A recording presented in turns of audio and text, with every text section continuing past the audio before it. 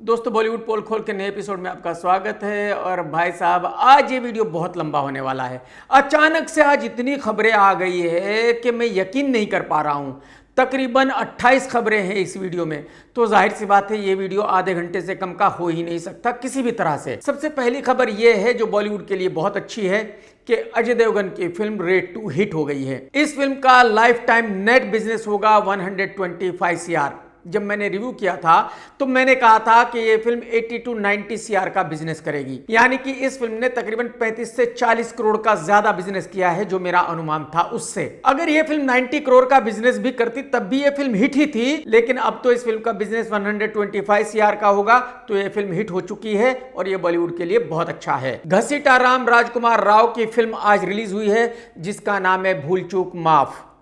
इस फिल्म को लेकर क्या क्या कंट्रोवर्सी हुई ये तो आप सभी जानते हैं। ये फिल्म थिएटर में रिलीज होने वाली थी, एक दिन पहले निर्माता ने रिलीज कैंसिल कर दी थी, उसके बाद PVR ने अदालत में केस कर दिया था। अदालत के फैसले के बाद अब ये फिल्म दोबारा से रिलीज हुई है। लेकिन कमाल ये है कि आज सुबह 98% शोज इस फिल्म के कैंसिल हो गए क्योंकि कोई इस फिल्म को देखने ही नहीं आया। ये बात मैं कितनी बार बता चुका हूं कि घसीटाराम इतना बड़ा सुपरस्टार है कि जो उसके स्टाफ मेंबर है जैसे कि सिक्योरिटी गार्ड या ऑफिस बॉय, वो भी उसकी फिल्म नहीं देखते। पब्लिक की तो बात ही छोड़ दीजिए। घसीटाराम की जो इससे पहले फिल्म रिलीज हुई थी विक्की विद्या का वो वाला वीडियो, वो भी डिसास्टर थी।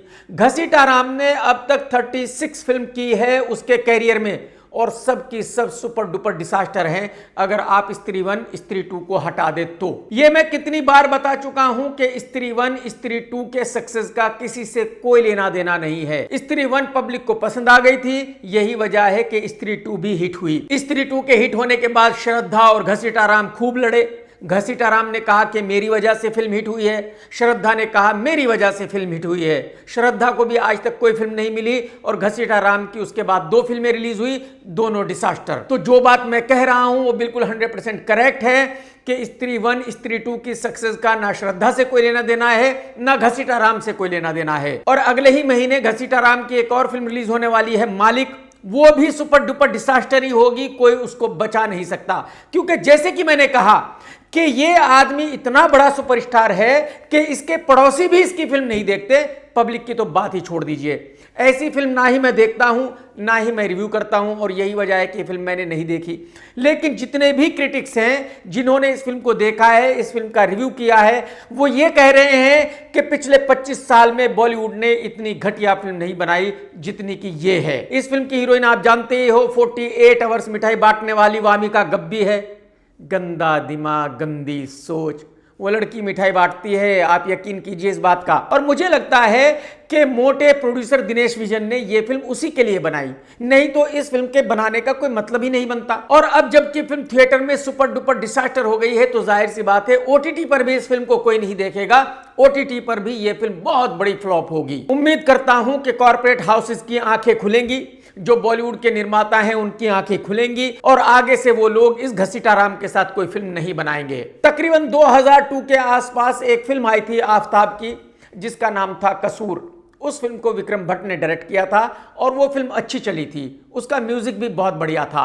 आफताब के कैरियर की वो सबसे अच्छी फिल्म थी। आप सभी जानते हैं कि आफताब का कैरियर खत्म हो चुका है। आज की तारीख में उसकी वाइफ भी उसकी फिल्म नहीं देखती, पब्लिक की तो बात ही छोड़ दीजिए। लेकिन जो आदमी एक बार एक्टर बन गया वो मरते दम तक एक्टर ही बना रहना चाहता है और यही वजह है कि आफताब ये मानने को तैयार ही नहीं है कि उसका कैरियर खत्म हो गया है, पब्लिक को उसकी फिल्म नहीं देखनी है। आफताब आज भी ये मानता है कि उससे बड़ा सुपरस्टार हिंदुस्तान में कोई दूसरा है ही नहीं। जैसे कि मैंने आपको बताया कि कसूर को डायरेक्ट किया था विक्रम भट्ट ने, तो अगर वाकई फिल्म कसूर 2 आफताब के साथ बनाई जा सकती, उसकी स्क्रिप्ट अच्छी होती, कोई कॉर्पोरेट हाउस उस पर पैसे लगाने के लिए तैयार हो जाता, तो जाहिर सी बात है विक्रम भट्ट उसका डायरेक्शन करता। लेकिन विक्रम भट्ट ने इस फिल्म का डायरेक्शन करने से मना कर दिया था क्योंकि स्क्रिप्ट ही बहुत ज्यादा खराब थी। विक्रम भट्ट के ना डायरेक्ट करने के बावजूद भी आफताब ने हार नहीं मानी। उसने एक कोई नया डायरेक्टर लिया और कोई बैंड्रा का एक पॉलिटिशियन फंसाया, उसके पैसे लगवाकर फिल्म कसूर 2 बना डाली। और पता है उसमें हीरोइन कौन है? उसमें हीरोइन है अक्ल से पैदल उर्वशी रौतेला। अब ये फिल्म तकरीबन 1 साल से बनकर पड़ी हुई है, रिलीज होती नहीं है। जाहिर सी बात है, आज किसी भी फिल्म को रिलीज करने के लिए कम से कम 5 से 6 करोड़ रुपए खर्च करना पड़ता है। वो 5-6 करोड़ रुपए खर्च कौन करेगा? आफताब तो 1 रुपया भी खर्च नहीं करेगा, जाहिर सी बात है। तो पिछले 1 साल से आफताब किसी को फंसाने की कोशिश कर रहा है कि कोई पीएनए के पैसे खर्च कर दे और उस फिल्म को रिलीज कर दे। एक मल्टीप्लेक्स चेन है सिनेपोलिस। आफताब ने उन्हीं से रिक्वेस्ट की कि भाई साहब आप फिल्म को देख लो और अगर आपको पसंद आए तो आप रिलीज कर देना। तो इस फिल्म का शो रखा गया और सिनेपोलिस के 5-7 लोग इस फिल्म को देखने आए। इंटरवल तक उनमें से 3-4 लोग बेहोश हो गए थे, बाकी 3-4 बचे थे। उन्होंने उस फिल्म को आखिरी तक देखा, लेकिन जब वो थिएटर से बाहर आए तो उनको भी गश आ गए। उनकी समझ में नहीं आ रहा था कि वो कहां है कहां नहीं है। और फिर उन्होंने आफताब को खूब खरी खोटी सुनाई। उन्होंने कहा कि भाई साहब आपको शर्म नहीं आई इस फिल्म को बनाते हुए? और जब आपकी फिल्म इतनी वाहियात है तो हमें क्यों दिखाने को बुलाया था इस फिल्म को? इस फिल्म को कौन रिलीज करेगा और आप इस फिल्म को रिलीज करना क्यों चाहते हो? अरे भाई साहब, आपने इस फिल्म को बनाया है अपने लिए, तो अपने घर में डेली इस फिल्म को देखिए और खुश रहिए, मानते रहिए कि आप सुपरस्टार हो, बात खत्म। इस फिल्म को रिलीज करने का आप सपना भी मत देखना, ये फिल्म रिलीज नहीं हो सकती, बात खत्म। चलो जी, आफताब ने तो अपनी खुजली मिटा ली, लेकिन उस नेता के बेचारे के पैसे लगवा दिए, उसके पैसे डूब गए, बात खत्म। बॉलीवुड में एक राइटर है जिसका नाम है राज शांडिल्या। ये कभी कपिल शर्मा का शो लिखा करता था, यानी कि ये राइटर कॉमेडी अच्छी लिख लेता है। इसकी पहली फिल्म थी डबल ढोल की आयुष्मान खुराना के साथ ड्रीम गर्ल। तो जब डबल ढोल की एग्री हो गया था इसकी फिल्म करने के लिए, तो फिर इसकी समझ में ये आया कि यार मैं तो राइटर हूं, मुझे डायरेक्शन तो आता नहीं है, तो डायरेक्शन कैसे करूंगा?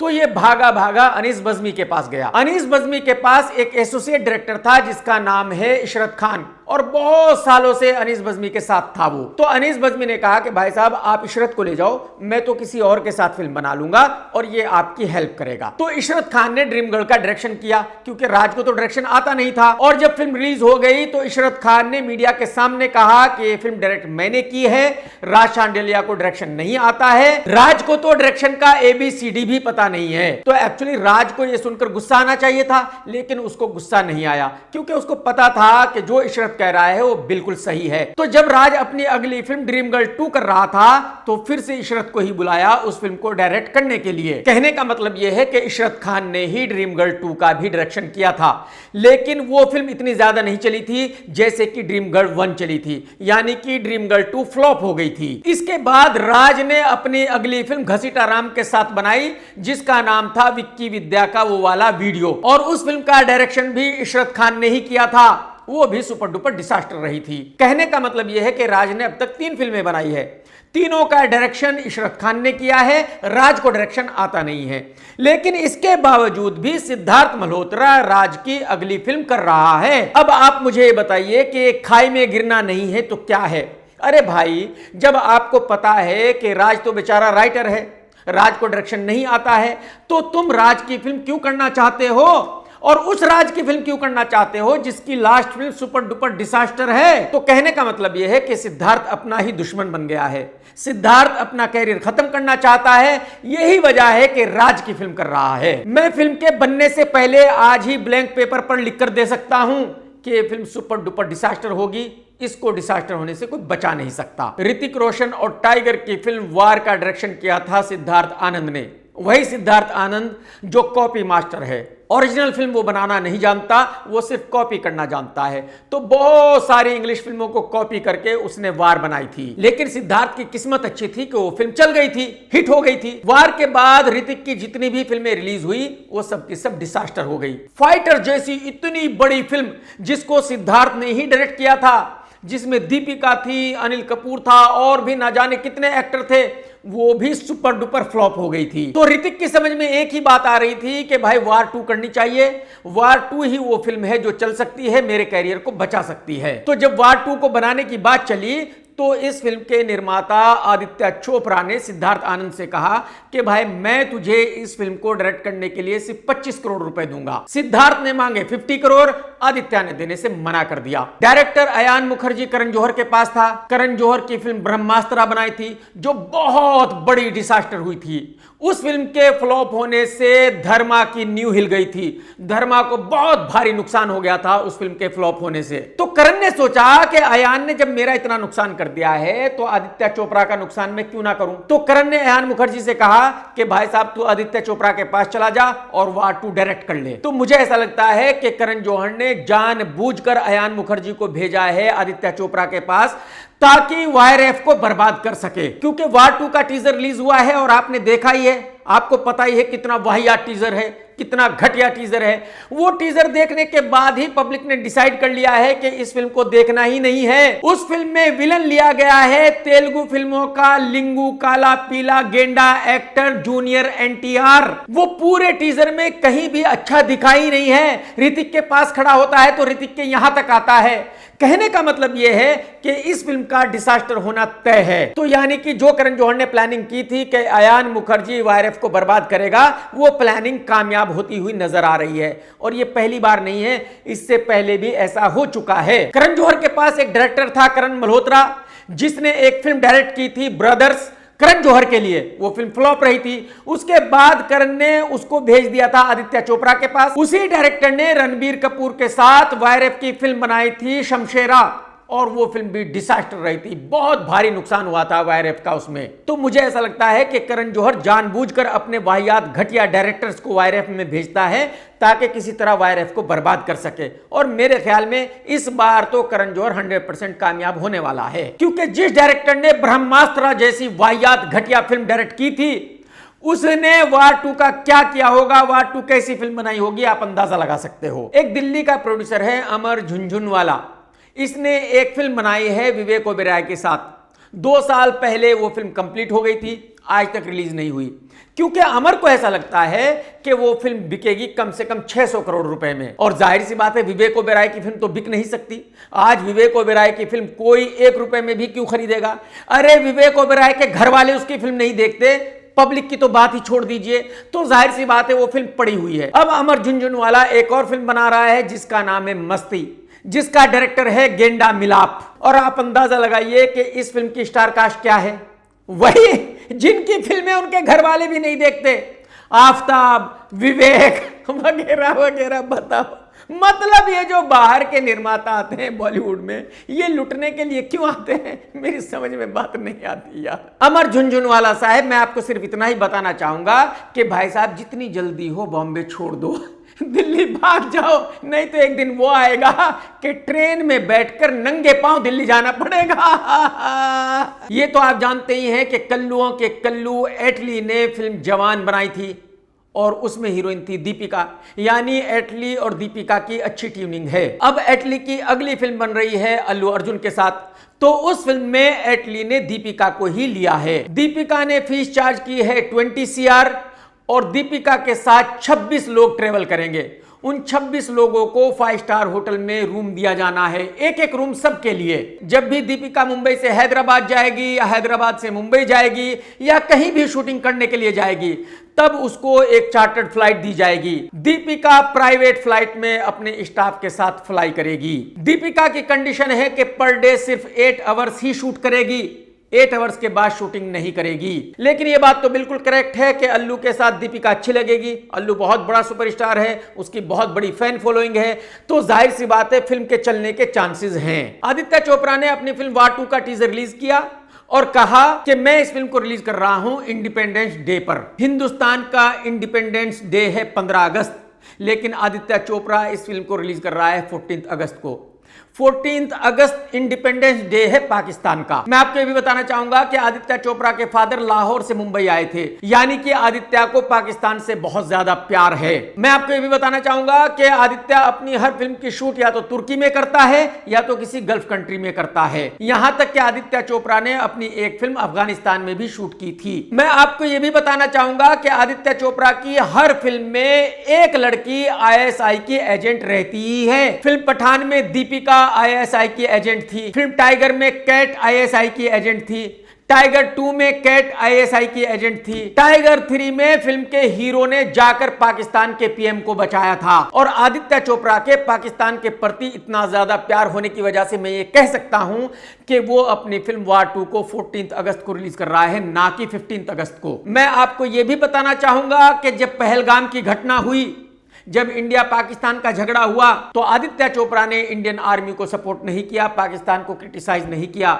आदित्य चोपड़ा की वाइफ रानी मुखर्जी ने भी पाकिस्तान को क्रिटिसाइज नहीं किया, इंडियन आर्मी को सपोर्ट नहीं किया। वार 2 के हीरो ऋतिक रोशन ने भी इंडियन आर्मी के सपोर्ट में एक ट्वीट तक नहीं किया, कुछ कहना तो बहुत दूर की बात है। फिल्म के हीरो लिंगू जूनियर एनटीआर ने भी इंडियन आर्मी को सपोर्ट करने के लिए एक ट्वीट भी नहीं किया, कुछ कहना तो बहुत दूर की बात है। तो रियल में इनको इंडिया से कोई लेना देना नहीं है, इनको इंडिया को सपोर्ट नहीं करना है, लेकिन फिल्म बनाकर ये देशभक्ति दिखाते हैं, लोगों को बेवकूफ बनाते हैं सिर्फ पैसे कमाने के लिए। तो मुझे ऐसा लगता है कि ऐसे लोगों की फिल्म का बायकॉट होना चाहिए, किसी को भी ये फिल्म नहीं देखनी चाहिए। और टीजर से ही पता चल गया है कि फिल्म इतनी घटिया है कि वैसे भी इस फिल्म को किसी को देखना ही नहीं है। एनिमल के डायरेक्टर संदीप वांगारेड्डी की अगली फिल्म बन रही है प्रभास के साथ, जिसका नाम है स्प्रिट। संदीप भी दीपिका को अपनी फिल्म में हीरोइन लेना चाहता था। दीपिका ने संदीप से कहा कि मैं एक दिन में सिर्फ 6 घंटे ही शूटिंग करूंगी मेकअप के साथ, यानी कि 1 घंटा मेकअप करने में लगेगा, सिर्फ 5 घंटे की शूटिंग करूंगी। मेरे साथ 26 लोगों का स्टाफ है, सबको 5 स्टार होटल में रूम देना होगा। मैं सिर्फ प्राइवेट फ्लाइट से ही फ्लाई करती हूं, नहीं तो नहीं करती। क्योंकि संदीप उस फिल्म को हिंदी और तेलुगु में बना रहा है, तो दीपिका ने कहा कि मैं तेलुगु में कुछ भी डायलॉग्स नहीं बोलूंगी। और दीपिका ने बिल्कुल क्लियर किया कि आपकी फिल्मों में किस बहुत रहती है, मैं किस नहीं करूंगी प्रभास को किसी भी हाल में, और इसके बावजूद भी 30 करोड़ रुपए लूंगी। अगर आप 30 करोड़ रुपए देते हो तो मैं फिल्म करने के लिए तैयार हूं। तो संदीप वांगारेड्डी ने कहा कि मैडम ऐसा है कि आप अपनी फिल्म खुद ही बना लीजिए, मुझे आपके साथ काम नहीं करना है। फिल्म हाउसफुल 5 का दूसरा गाना रिलीज हो गया है और अच्छा गाना है। हाय कयामत कयामत हाय कयामत। फिल्म की स्टार कास्ट बहुत लंबी चौड़ी है और फिल्म बहुत बड़े स्केल पर शूट की गई है, तो गाना भी बहुत बड़े स्केल पर शूट किया गया है, कलरफुल गाना है। गाने को एक बहुत बड़े शिप पर शूट किया गया है, तो और ज्यादा अच्छा लग रहा है। फिल्म का जो पहला गाना रिलीज हुआ था वो भी अच्छा था। कहने का मतलब यह है कि इस फिल्म का म्यूजिक बढ़िया रहने वाला है। लेकिन जैसे कि मैं आप लोगों को पहले ही बता चुका हूं कि ये फिल्म एक मर्डर मिस्ट्री है, और मुझे ऐसा लगता है कि इस फिल्म में किलर की भूमिका निभा रहा है अभिषेक। किसी ने इस फिल्म को देखा भी है और उसने ये तो कंफर्म नहीं किया कि किलर वाकई अभिषेक बच्चन है या नहीं है, लेकिन हाँ, उसने मुझसे ये कहा कि ये फिल्म उतनी अच्छी नहीं है जितनी की वो उम्मीद कर रहा था। मैं फिर से ये मानता हूं, क्योंकि ये फिल्म एक मर्डर मिस्ट्री है, तो ये सबसे बड़ी प्रॉब्लम है। क्योंकि जिस दिन फिल्म रिलीज होगी उस दिन 12 बजे तक पूरी दुनिया को पता चल जाएगा कि किलर कौन है। उसके बाद फिल्म कैसे चलेगी, यही सबसे बड़ा मेरा सवाल है। लेकिन इसके बावजूद भी ऐसा बिल्कुल नहीं है कि फिल्म डिसास्टर हो जाएगी। इसके बावजूद भी फिल्म 100 करोड़ रुपए से ज्यादा का बिजनेस करेगी ही करेगी, किसी भी हाल में, कितनी भी खराब हो। आप सभी जानते हैं कि आमिर भाई कंधे पे लेकर घुमा करता है, जहां भी मिल जाए वहीं ठीक है। तो अब आमिर खान एक ऐसी जगह पहुंच गया है जहां देखकर मैं भी हैरान हो गया। मेरे मुंह से भी सीधा यही निकला कि आमिर भाई कोई जगह तो छोड़ दो यार, मतलब हर जगह पहुंच जाते हो आप यार, हद है। तो आप भी जरा ये वीडियो देख लो। Happy birthday to you, happy birthday to you, happy birthday dear Chitra.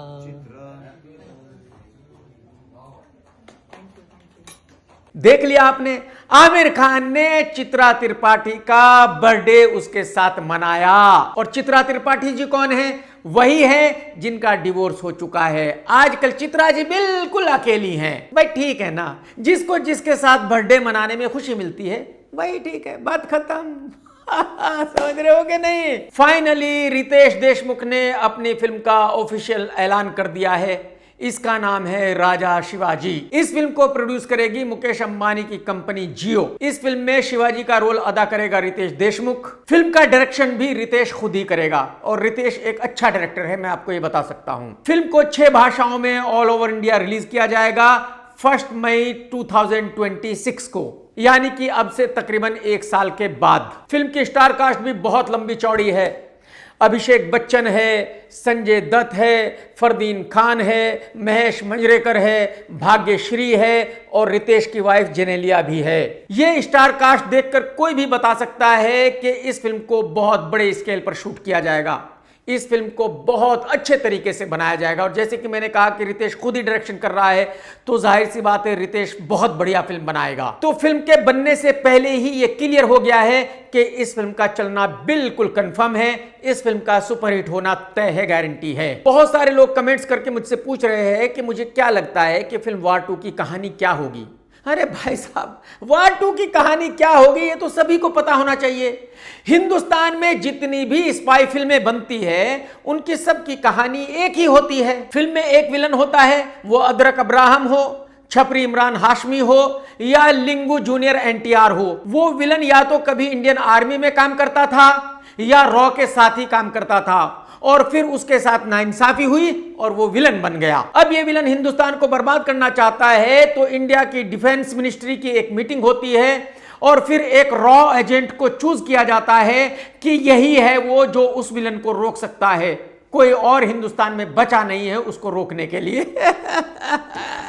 और ये जो रॉ का एजेंट विलन को रोकने वाला है, ये होता है फिल्म का हीरो। फिल्म में एक हीरोइन भी होती है, लेकिन एक कंडीशन के साथ कि उसको फिल्म में चड्ढी जरूर पहननी है, उसको पैंटी पहनकर बीच पर जरूर जाना है, उसको 2 पीस में एक गाना जरूर गाना है। अच्छा, ये लड़की या तो आईएसआई की एजेंट हुआ करती है या इंडियन रॉ की ही एक मेंबर हुआ करती है और या फिर किसी और डिपार्टमेंट में काम किया करती है। पूरी फिल्म में हीरो विलन के पीछे भागता रहता है, फाइट होती रहती है, लेकिन फिल्म खत्म नहीं होती। अब क्लाइमैक्स में विलन हिंदुस्तान के ऊपर एक मिसाइल छोड़ना चाहता है। एक मिसाइल, उस एक मिसाइल से पूरा हिंदुस्तान बर्बाद होने वाला है।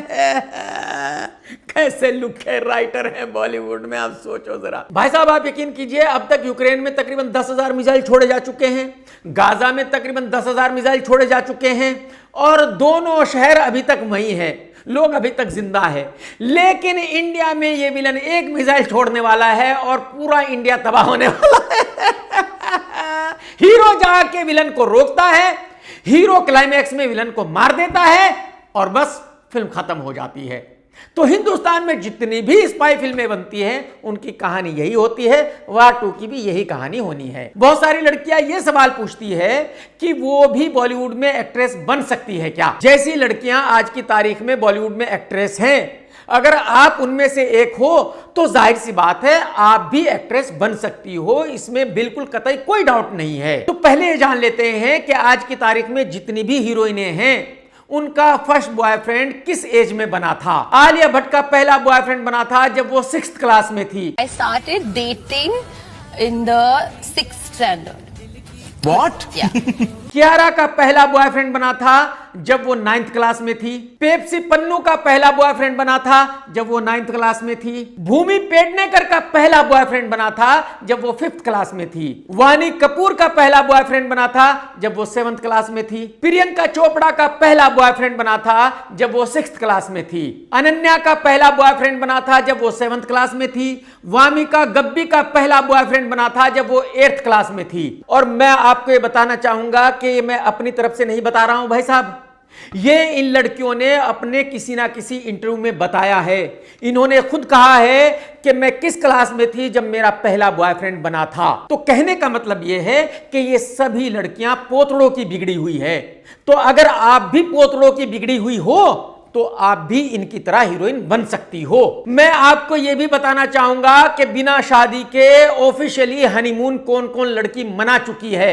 मैं उन लड़कियों के बारे में बात नहीं कर रहा हूं जिन्होंने हनीमून ऑफिशियली नहीं मनाया है, ऐसी तो इतनी है जिनकी कोई काउंटिंग ही नहीं है, तो उनके बारे में मैं बात नहीं करूंगा। मैं अपनी तरफ से कोई भी बात यहां नहीं कहने वाला। अनन्या ऑफिशियली अपने बॉयफ्रेंड ईशान खट्टर के साथ मालदीव्स गई थी हनीमून मनाने के लिए। Second time Ananya officially Maldives गई थी हनीमून मनाने के लिए आदित्य रॉय कपूर के साथ। पलक तिवारी ऑफिशियली मालदीव्स गई थी हनीमून मनाने के लिए अपने बॉयफ्रेंड इब्राहिम खान के साथ। ये मैं अपनी तरफ से बिल्कुल नहीं कह रहा हूं, आप गूगल पर जा सकते हैं, देख सकते हैं कि वो किस डेट में वहां गए थे। बाकायदा उन्होंने फोटो पोस्ट किए थे, बाकायदा मीडिया में ये सब कुछ आया था। तो कहने का मतलब यह है कि अगर आप ऐसी लड़की हो कि बिना शादी के आप अपने बॉयफ्रेंड के साथ हनीमून मनाने जा सकती हो, तो आपके एक्ट्रेस बनने के फुल चांसेस है। और अगर आप मिठाई बांटती हो, देखो जैसे जलेबी हो गई, बर्फी हो गई, कलाकंद हो गई, रसगुल्ले हो गए, अगर ऐसी मिठाई आप बॉलीवुड वालों को बांटती हो तो फिर तो आपका हीरोइन बनना तय है, पक्का है, गारंटी है। इसी फ्राइडे को सूरज पंचोली की फिल्म केसरी भी रिलीज हो गई है और जिन लोगों ने भी इस फिल्म का रिव्यू दिया है, अच्छा दिया है, सभी कह रहे हैं कि सूरज ने बहुत अच्छी एक्टिंग की है। मैं झूठ बिल्कुल नहीं बोलूंगा, यह फिल्म लंदन में रिलीज नहीं हुई है, इसलिए मैं नहीं देख सका और इसीलिए मैं इस फिल्म का रिव्यू भी नहीं कर सका, क्योंकि बिना देखे तो मैं रिव्यू कर नहीं सकता। लेकिन जितने क्रिटिक्स भी इस फिल्म का रिव्यू कर रहे हैं वो इस फिल्म के बारे में अच्छा कह रहे हैं। सभी क्रिटिक्स कह रहे हैं कि सभी ने फिल्म में अच्छी एक्टिंग की है, खासकर सूरज ने बहुत बढ़िया एक्टिंग की है, बहुत मेहनत की है सूरज ने, और सूरज बहुत अच्छा दिख रहा है। तो अगर आप लोग भी इन क्रिटिक्स पर यकीन करते हो, आपको ऐसा लगता है कि ये सच बोल रहे हैं, तो आप भी जाएं और फिल्म को देख ले। हो सकता है वाकई ही फिल्म अच्छी हो जैसे कि ये कह रहे हैं। बॉलीवुड में ऐसी बहुत लड़कियां हैं जो आज की तारीख में सड़कों पर नंगी घूम रही है पब्लिसिटी के लिए। ऐसी भी बहुत सारी लड़कियां हैं जो जानबूझकर फोटोग्राफर्स को कहती हैं कि मुझे पीछे से शूट करो। लेकिन ऐसी भी कुछ लड़कियां बॉलीवुड में हैं जिनको अभी भी थोड़ी बहुत शर्म है, लिहाज है, वो लड़कियां पीछे से शूट करने से मना कर देती है। आप जरा ये वीडियो देखिए। नहीं, थोड़ा वॉकिंग का ही चाहिए, थोड़ा वॉकिंग का। हम लोग को नहीं मिला, हम लोग का नहीं मिला, थोड़ा वॉकिंग का। तो जब फोटोग्राफर्स ईशा मालविया से कह रहे थे कि आप फिर से पीछे जाइए, आइए, तो ईशा ने कहा कि मैं जानती हूं आप मुझे पीछे से शूट करना चाहते हो और मैं नहीं चाहती कि आप ऐसा करो।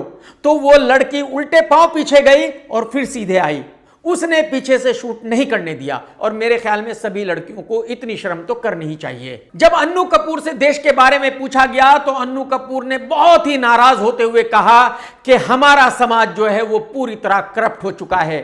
आज मुझे अपने समाज से बहुत ज्यादा शिकायत है, क्योंकि समाज ऐसा हो गया है कि जो 1-2% सच्चे लोग हैं उनको जूते की नोक पर रखते हैं। उन 2% सच्चे लोगों की आज समाज में बिल्कुल भी जरा भी वैल्यू नहीं रही। आज सिर्फ और सिर्फ झूठे और मक्कार लोगों की वैल्यू है। पूरे अपने देश के समाज से नाराज हूं। इंडस्ट्री उसका एक पार्ट है। आप समझने की कोशिश कीजिए, आपका देश जो है एक भ्रष्ट, आडंबरी, पूरी तरह से प्रिटेंशियस और हिपोक्रेट और करप्ट समाज है। उसके बाय प्रोडक्ट है। उसके उस भ्रष्ट और करप्ट समाज के बाय प्रोडक्ट आपके नेता भी हैं, आपके अभिनेता भी हैं। आप बताइए कोई एक फील्ड इस कंट्री में 1% या 1.5% या 2% लोग ही ईमानदार हैं और वो उनकी कदर जो है, जो 98% है वो उनको जूतों के ऊपर रखते हैं। ये कंट्री ईमानदार और समर्पित लोगों के लिए नहीं है, और है तो 2% लोग हैं। मैं अन्नू कपूर साहब के साथ पूरी तरह से इत्तेफाक रखता हूं। जो अन्नू कपूर जी ने कहा है बिल्कुल सच कहा है। जब करण जौहर के शो पर ईशान खट्टर पट्टर और कैटरीना थी तो करण जौहर ने सेपरेशन के बारे में पूछा। करण जौहर ने ईशान से पूछा कि आपका ब्रेकअप अनन्या के साथ हो गया है, और उसी बीच में करण ने यह कहा कि जब ब्रेकअप होता है तो म्यूचुअल होता है। लेकिन यह सुनकर कैट ने करण को रोका और उससे कहा कि क्या कह रहे हो आप, ये सच कह रहे हो, आर यू श्योर? तो यानी कि कैट ने करण को याद दिलाया कि भाई साहब, जब मेरा और रणबीर कपूर का ब्रेकअप हुआ तो म्यूचुअल नहीं था, रणबीर कपूर ने जबरदस्ती ब्रेकअप किया था, आपको याद होना चाहिए। No, I meant like both of them. A breakup is always mutual, no? So, But you were drilling and drilling. One second. A breakup is always mutual? no, it's not. No, that's not true. Katrina. Not always. Just underlining some. Okay. इसी show में आगे करण ने बताया कि अनन्या इतनी corrupt है कि जब उसका अफेयर ईशान खट्टर के साथ चल रहा था, उसी वक्त उसका अफेयर विजय एनाकोंडा के साथ भी चल रहा था। The status is you're single then. I am single. This Yes. might be true. Yeah. I know we were chatting is about it on her show. Her show just dropped That's when I said, you went out with Vijay while dating Ishan. And she was like, no, it was all friendly. I mean, they must have not gone on a date. यानी कि दो को date कर रही थी लड़की एक time में, आप अंदाजा लगाइए। You had dated in a friendly zone Kartik Aaryan, you then broke up with Ishan Khattar, and now on your radar is Everyone. तो मैं फिर लड़कियों को याद दिलाना चाहूंगा, अगर आप ऐसी लड़की हो तो फिर हीरोइन बन सकती हो। हमारे एक दोस्त है रविंदर सिंह, बहुत बड़े बिजनेसमैन हैं, लेकिन बहुत बढ़िया गाना भी गाते हैं। अब रविंदर भाई ने अपना नया गाना रिलीज किया है। आज जन्मदिन तुझे मुबारक, साल का शुभ दिन तुझे मुबारक। आज जन्मदिन तुझे मुबारक, साल का शुभ दिन तुझे मुबारक। Happy birthday to you, happy birthday to you, happy birthday to you, happy birthday to you, happy birthday to you, happy birthday to you.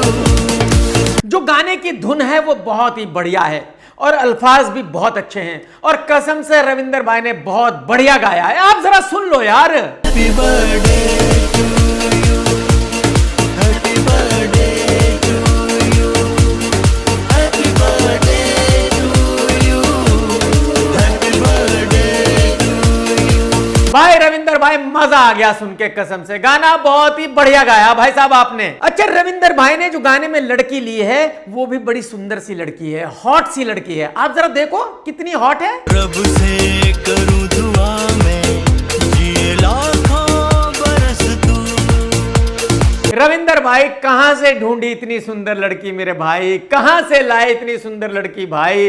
भाई साहब मजा आ गया देख के, गाने में 4 चांद लगा दिए इस लड़की ने भाई साहब। अच्छा, गाने में जो कहानी रखी गई है वो भी बहुत अच्छी है और डायरेक्टर ने अच्छा काम किया है, अच्छे से शूट किया है गाने को। अच्छा, जो गाने में लोकेशंस यूज किए गए हैं वो भी अच्छे हैं, तो यानी कि गाना भी अच्छा, लोकेशंस भी अच्छे, लड़की भी खूबसूरत, तो जाहिर सी बात है गाने को देखने में मजा आता है। भाई साहब मुझे तो गाना पसंद आया है, आप लोगों से कहूंगा कि आप भी गाना देखो और देखो रविंदर भाई ने कितना बढ़िया गाना बनाया है यार। आज जन्मदिन तुझे मुबारक, साल का शुभ दिन तुझे मुबारक। पंजाबी सिंगर एक्टर दिलजीत दोसांझ की एक सेक्रेटरी हुआ करती थी जिसका नाम था सोनाली। दिलजीत ने सोनाली को फायर कर दिया है। सोनाली से कहा है कि मैडम जी अब मुझे आपकी जरूरत नहीं है। लेकिन एक कहावत है कि अब चिल्लाने से क्या फायदा जब चिड़िया चुग गई खेत। तो एक्चुअली सोनाली दिलजीत का काम काफी दिनों से देख रही थी, तो दिलजीत का जो भी शो हुआ करता था उसमें सोनाली का कमीशन हुआ करता था। दिलजीत जब भी कोई फिल्म साइन किया करता था तो सोनाली का उसमें भी कमीशन हुआ करता था, प्रोड्यूसर को देना ही पड़ता था। यहां तक कि अगर किसी निर्माता निर्देशक को दिलजीत से मिलना होता था तो सोनाली पहले अपने पैसे लेती थी मीटिंग कराने के लिए। भाई साहब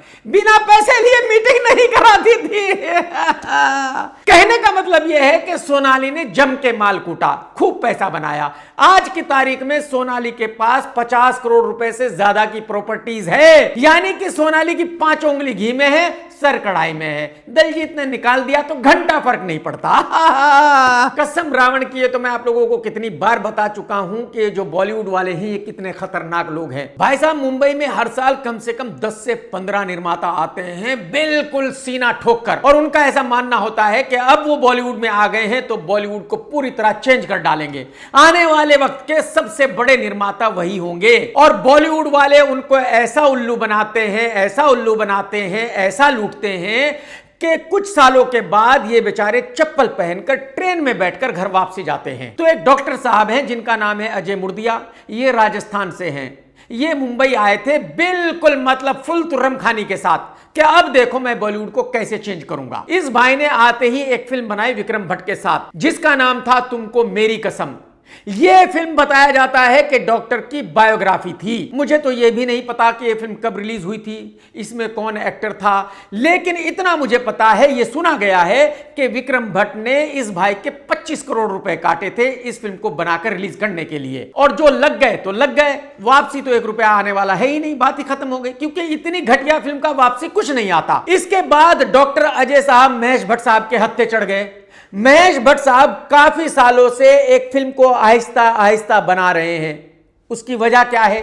आप कहेंगे कि महेश भट्ट इतना बूढ़ा हो चुका है, इस उम्र में उनको फिल्म बनाने की जरूरत क्या है। एक्चुअली भट्ट साहब की एक गर्लफ्रेंड है जिसकी उम्र है 20-25 साल।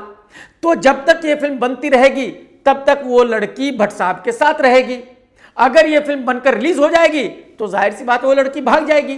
भाई 20-25 साल की लड़की इतने बूढ़े आदमी के साथ क्यों रहेगी, उसको क्या जरूरत है। उसको तो लालच है कि बस ये फिल्म बन जाए और रिलीज हो जाए, और जैसे ही रिलीज होगी उसी दिन वो भाग जाएगी। और भट्ट साहब बहुत होशियार है, भट्ट साहब को भी पता है कि अगर ये फिल्म मैंने रिलीज कर दी तो ये फौरन भाग जाएगी अगले ही दिन। तो भट्ट साहब भी इतनी जल्दी इस फिल्म को रिलीज करने वाले हैं नहीं। तो एनीवे काफी दिनों से भट्ट साहब इस फिल्म को आहिस्ता आहिस्ता बना रहे थे। फिर भट्ट साहब के पास पैसे नहीं थे इस फिल्म को बनाने के लिए, तो उनके हत्थे डॉक्टर साहब चढ़ गए। तो डॉक्टर साहब से तकरीबन 10 करोड़ रुपए लिए और इस फिल्म को कंप्लीट कर लिया। कंप्लीट तो हो गई, लेकिन जैसे कि मैंने कहा कि भट्ट साहब अभी भी इसको रिलीज नहीं करेंगे, कम से कम 1-2 साल तो रिलीज नहीं करेंगे, क्योंकि उनको पता है कि जिस दिन ये फिल्म रिलीज हुई लड़की भाग जाएगी। तो डॉक्टर साहब के 25 करोड़ तो विक्रम भट्ट के पास गए और 10 करोड़ गए भट्ट साहब के पास, यानी कि हो गए 35 करोड़। अब इंदर कुमार को डॉक्टर साहब कहीं मिल गए। इंदर कुमार ने डॉक्टर साहब को लपेट लिया। इंदर कुमार ने डॉक्टर साहब के लगवा दिए 15 करोड़ रुपए अपने बेटे की फिल्म बनाने के लिए। वो अपने बेटे को लॉन्च करने वाले हैं। आप सोचो, अरे उसके बेटे की फिल्म जो है उसके ऑफिस के स्टाफ नहीं देखेंगे, पब्लिक की तो बात ही छोड़ दो। मतलब उसके बेटे में एक्टर बनने का एक भी गुण नहीं है भाई साहब, लेकिन डॉक्टर ने 15 करोड़ रुपए लगा दिए, यानी कि डॉक्टर के चले गए 50 करोड़ रुपए। जाहिर सी बात है 50 करोड़ रुपए बहुत बड़ी अमाउंट होती है। तो डॉक्टर को दिन में ही तारे नजर आने लगे।